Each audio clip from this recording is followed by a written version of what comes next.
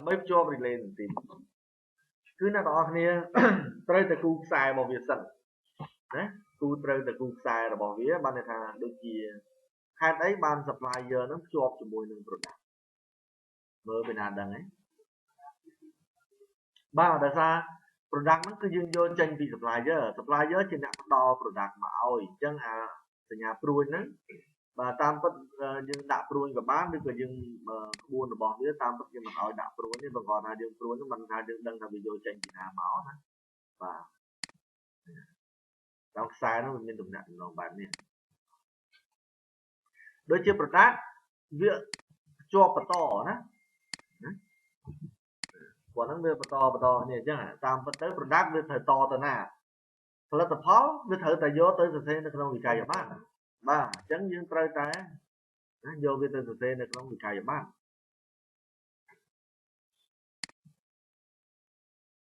បាទបន្តមកទៀតបុគ្គលិកជាអ្នកសរសេរវិក័យប័ត្រហើយវិក័យប័ត្រហ្នឹងយកទៅឲ្យណាវិក័យប័ត្រយកទៅឲ្យអតិថិជន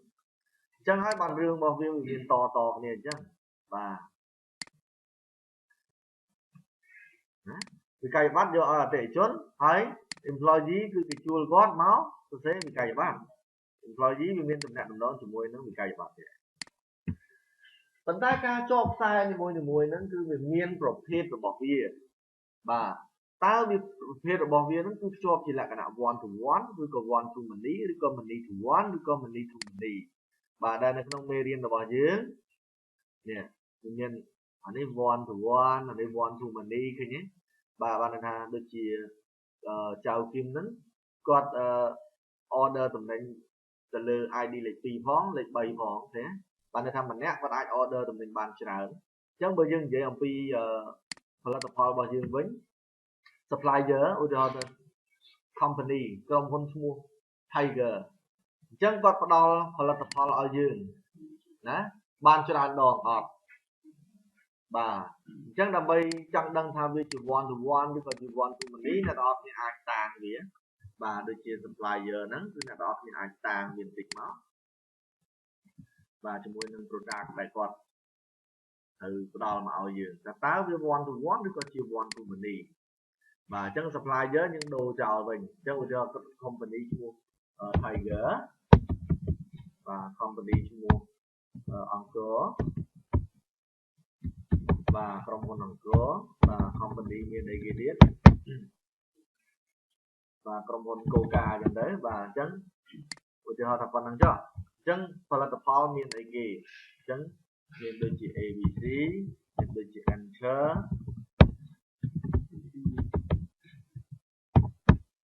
មានដូចជា Tiger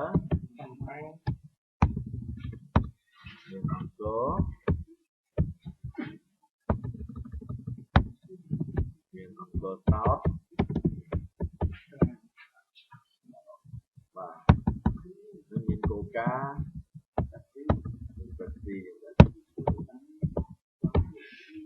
បាទអញ្ចឹងក្រុមហ៊ុន Tiger នេះគាត់ផ្ដល់តំណែងមកឲ្យយើងណាក្រុមហ៊ុនហ្នឹងគឺផ្ដល់ ABC ផងដោយសារក្រុមហ៊ុនហ្នឹងមានផលិត ABC បាទក្រុមហ៊ុនហ្នឹងផលិតអីទៀតបាទ Tiger Anchor ក៏គាត់ផលិតដែរក្រុមហ៊ុនហ្នឹងផលិតដូចគ្នាបាទមានផលិត Tiger ទៀតឃើញទេ one to many ឯងក្រុមហ៊ុនមួយគឺផ្ដល់ផលិតផលឲ្យយើងបានច្រើនមុខហើយច្រើនដងទៀតមិនអញ្ចឹងណាបាទអញ្ចឹងហើយបានគេហៅថា one to many នោះអញ្ចឹងតាមយើងមើលទៅគឺខ្សែរបស់វាហ្នឹងគឺខ្សែ one បាទមកកាន់ table មួយទៀតហ្នឹងគឺ many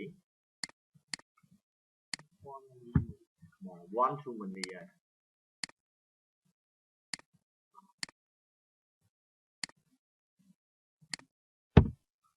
many ទៅសញ្ញាអន្តទៀត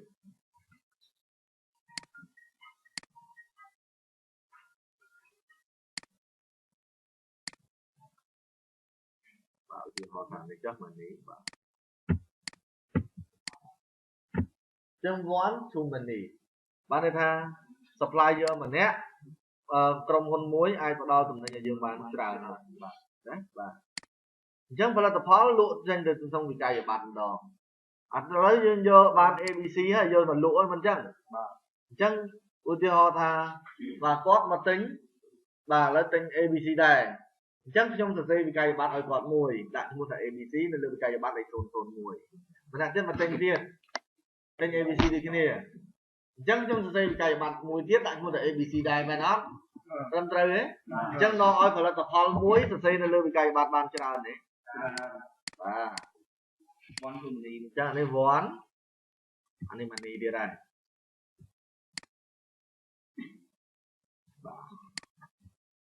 JP វិក័យប័ត្រជាមួយនឹងអតិថិជនម្ដងមនីវ័នបា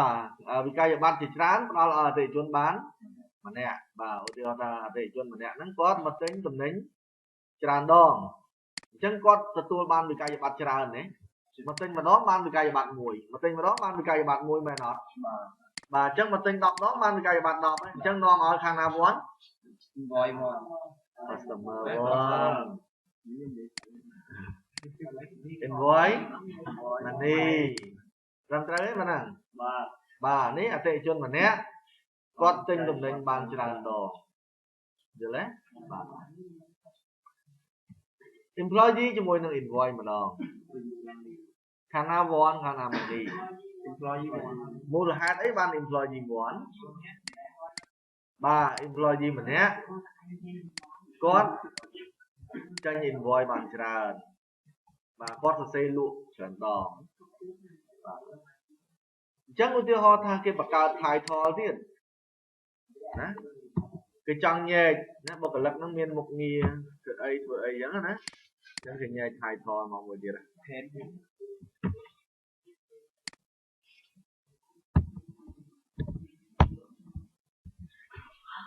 ចឹងមាន title មាន salary មានពន្ធលើប្រាក់ខែបាទពន្ធលើប្រាក់ខែហៅបាទពន្ធតំណែងនាំចូលគេអត្តបាទអូខេអញ្ចឹងអានេះគឺតាក់ទងជាមួយនឹង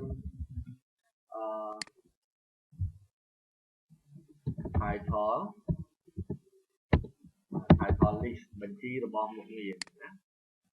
អញ្ចឹងពីណាគេដែលពាក់ព័ន្ធជាមួយនឹងមុខងារហ្នឹង employee អ្នកពាក់ព័ន្ធជាមួយមុខងារព្រោះមិនដែលមានអតិថិជនមានមុខងារទេមិនអញ្ចឹងណាគាត់តែបុគ្គលិកបានមានមុខងារនៅក្នុង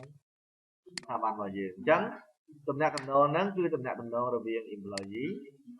ហើយនឹង title អញ្ចឹងខាងណា one ខាងណា money ឬក៏ one to one ព្រោះ data relationship type របស់យើងប្រភេទរបស់យើងវាមាន4វាមាន one to one relationship បាទវាមាន one to many នេះ one to one មួយទៅមួយណា one to many មួយទៅច្រើននេះមួយទៅច្រើនឃើញទេបាទចំណែក many to one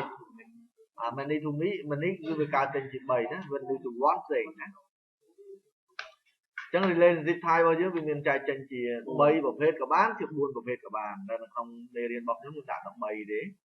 បាទ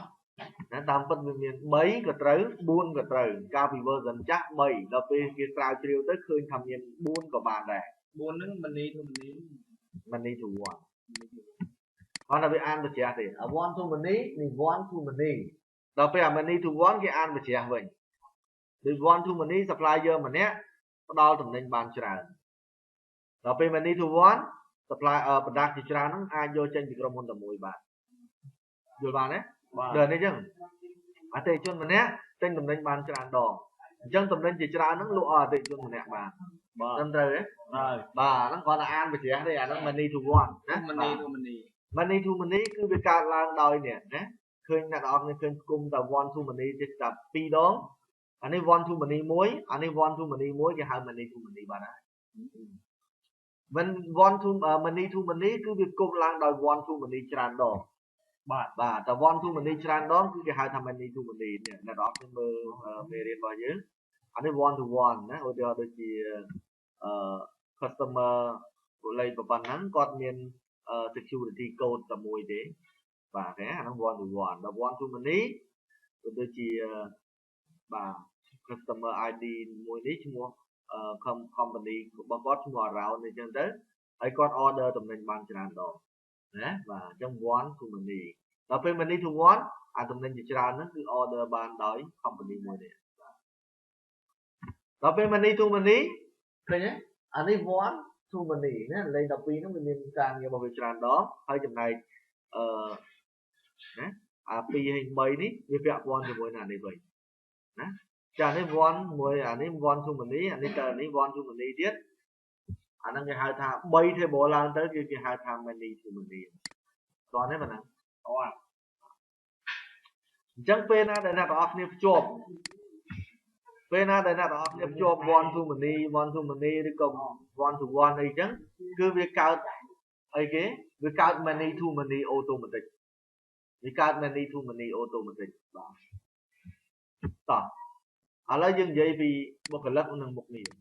តើបុគ្គលិកម្នាក់មានមុខងារមួយឬក៏បុគ្គលិកម្នាក់មានមុខងារច្រើនមានមុខងារច្រើនបុគ្គលិកម្នាក់ពេលដែលគេជួលមកធ្វើការគេមិនដែលឲ្យគាត់មានមុខងារច្រើនទេបាទគឺមានតែមួយទេបើគាត់បាទបើការងារគេឲ្យយើងធ្វើច្រើនជាទូទៅបើយើងចូលមកធ្វើការមុខងាររបស់យើងជាអ្នកលក់ទោះបីជាយើងជួយការងាររដ្ឋបាលក៏គេគិតលុយប្រាក់ខែទៅលើការងារអ្នកលក់ដែរមិនចឹងហ៎ចឹងបុគ្គលិកម្នាក់មានមុខងារតែមួយទេ one to one one to one relationship បាទអញ្ចឹងទាំងអស់ហ្នឹងបើនិយាយពី table នេះ table supplier ជាមួយនឹង product គេហៅ one to money ដល់ពេលនិយាយពី employee ជាមួយនឹង title one to one ដល់ពេលគេនិយាយទាំងអស់ហ្នឹង money to money អញ្ចឹង money to money គឺក្នុងហ្នឹងវាមានប្រកប one to money ឬក៏ one to money ទាំងអស់ក៏បានឬក៏ one to money លាយមួយ one to one ក៏បានអញ្ចឹងសរុបទាំងអស់ហ្នឹងគេហៅថា money to money money to money